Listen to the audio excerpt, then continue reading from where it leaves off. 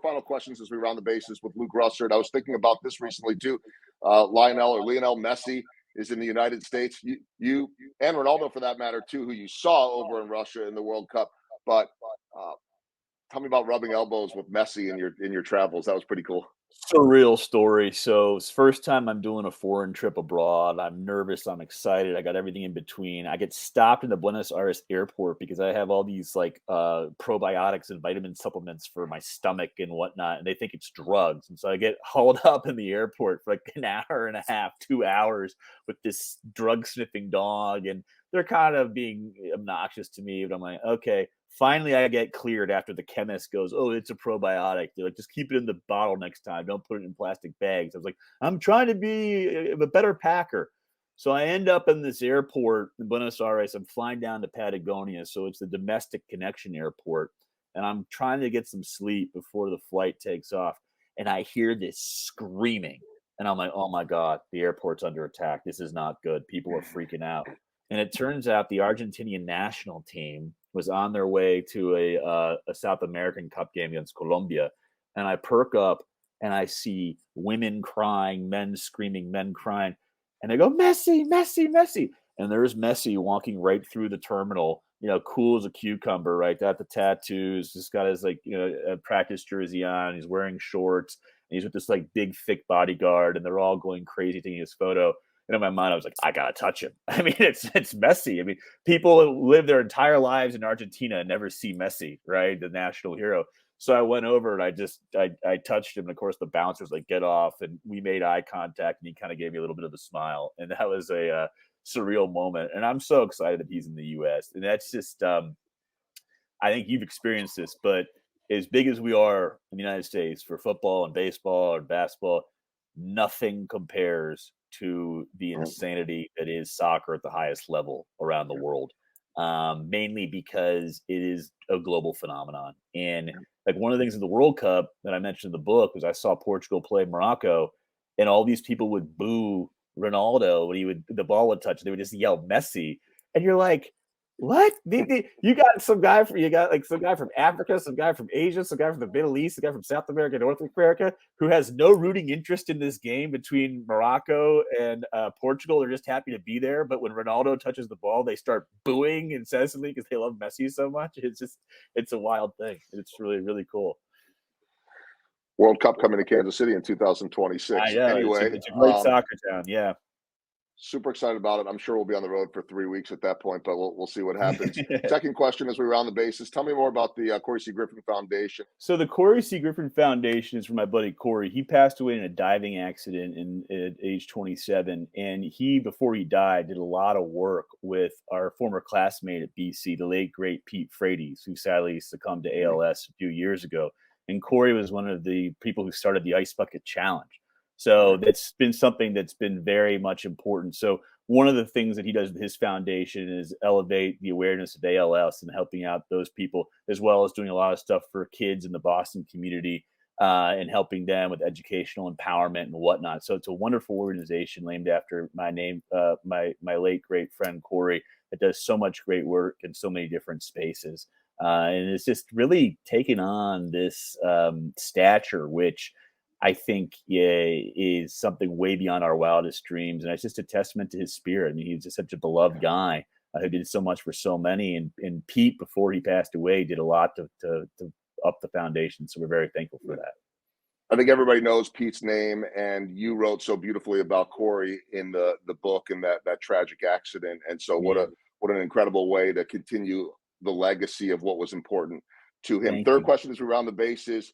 I think this is probably the most important question, but I have to save the Bills for the walk-off because that's even more important, I guess. But you asked the question late in the book, or you write about, being over in the Holy Land and asking the question, who is Luke Russert? I think you found it.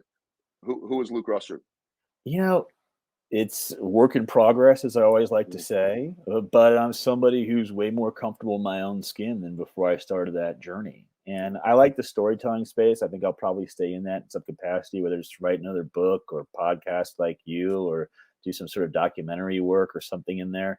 But I'm somebody now that I think for a while I was kind of afraid of the long form.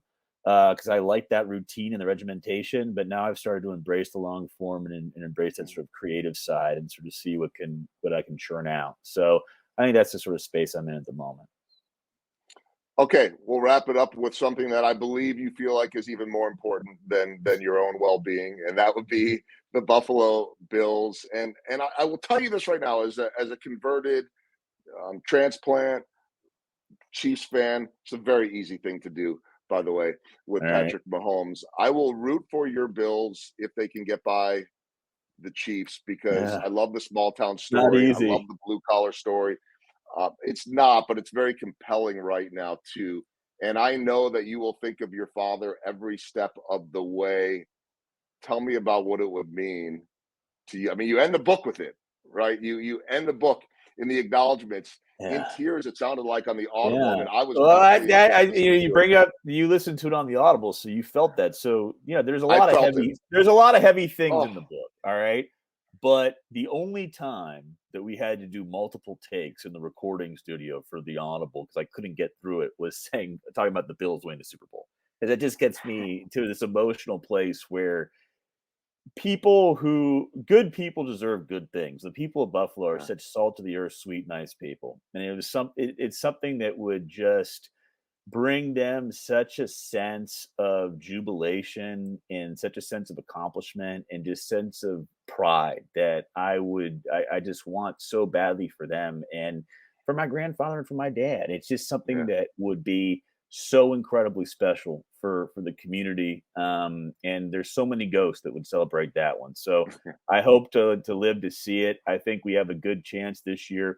One of the things I'm very excited about, and this is going to sound weird, is Aaron Rodgers going to the Jets is actually a great thing for the Bills. And let me tell you why that's a great thing for the Bills is because there's I love it. no attention on us right now.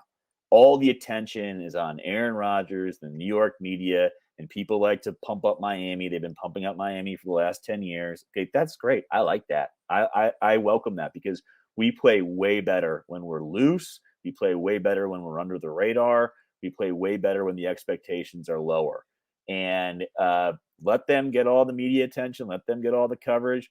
But I say this: I said the toughest thing in the world is winning an Arrowhead. It's very difficult. And then we always sleep on Smoking Joe in Cincinnati. I mean, an unreal player. I actually think that despite all his accolades, he's underrated.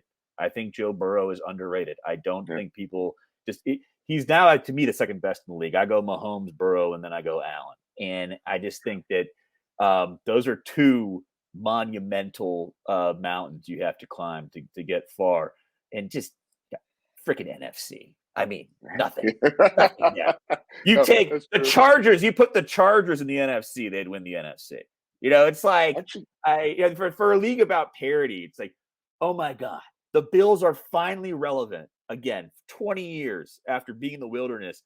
And we go into a conference where the top 6, 7 teams in the conference, yeah. could be number one in the NFC. It's just, oh, come on, man. So that'll be the most interesting thing in the story about these young guys, Mahomes and Burrow and Allen. Like they're stealing a lot of Super Bowls from one another, which is, and I won't get into this too much because I can go on for years. But part of why Brady was very lucky was he had very little competition in his division, and then all would also agree the conference outside of Manning. So that these guys they would have way more titles if it wasn't so stacked in their conference.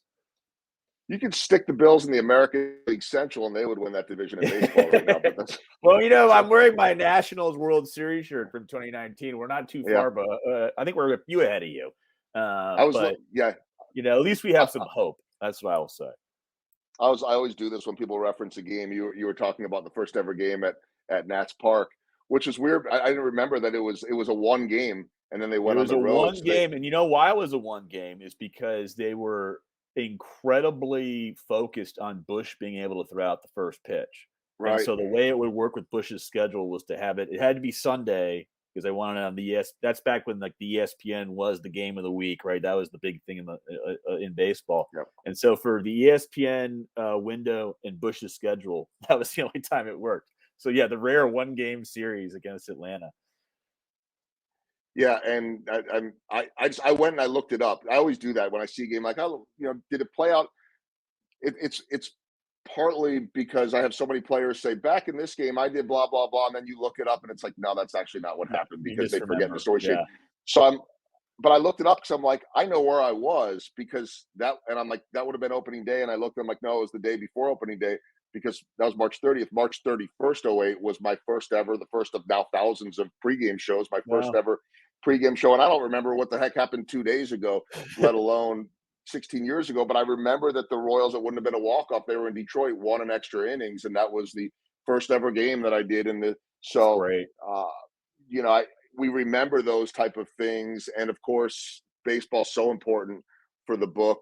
The title, Look for Me There, Grieving My Father, is about a phrase that your dad had said, as a kid, Yeah, when right? he Hey, I if you was get yeah, lost, we got look for me separated at there. Camden Yards. He said, "If we're ever separated, just look for me there, but we'll never be separated." So that's so true. I see him everywhere.